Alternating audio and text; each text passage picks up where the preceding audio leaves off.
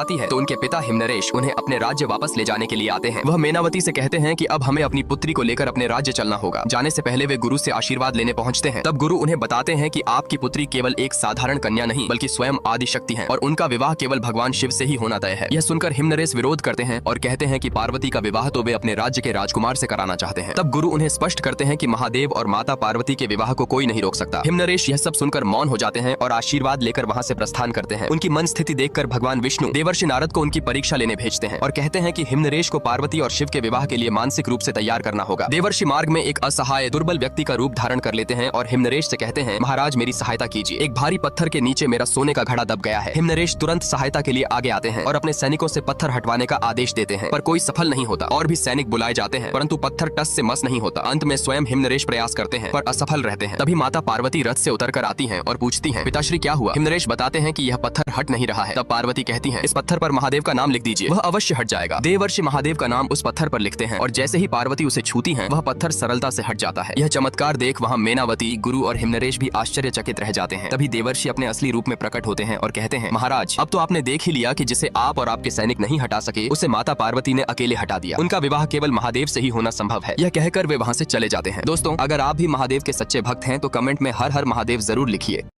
जब